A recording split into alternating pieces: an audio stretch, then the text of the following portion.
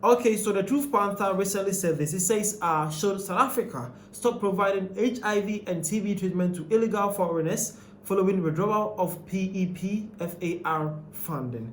Okay, my name is Vidashi. Welcome to the African Time. Well, this is something that was actually asked by Truth Panther SA, a big platform that discusses almost everything concerning broadcast news and everything.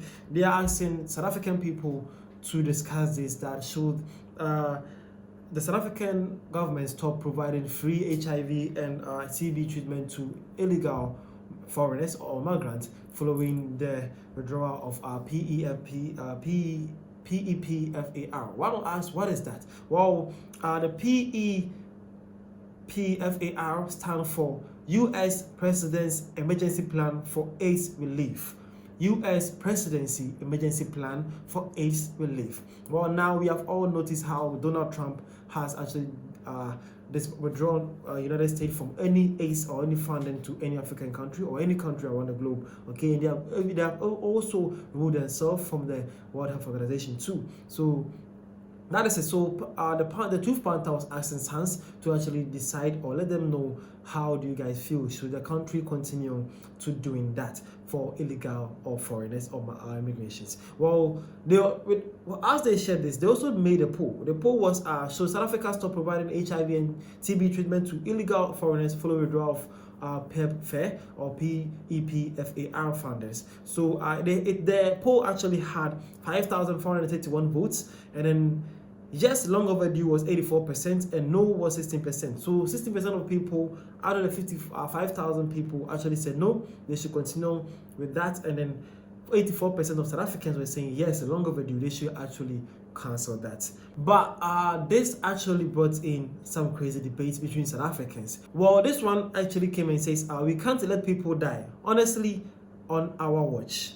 Well, that's South African though. He believe, I think he's part of the 60% people that believe no. He's saying that we cannot actually watch people die, honestly. As long as they are in the hospitals for seeking health, we should provide the help for them. This one says every embassy should have a plan on how it's going to treat its people. If we short on supply, then we are forced to look out for our own only. We have been too kind for a very long time.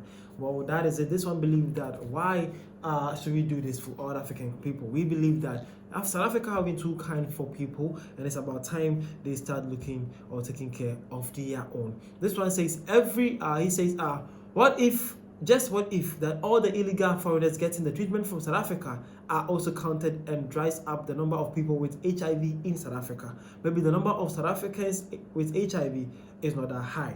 Well, that is, man believe that what if all those populated, or how they say that South Africa has the highest HIV, maybe mostly the illegal immigrants or the foreigners. So they need to start counting them and actually to see the real numbers of people with HIV in South Africa.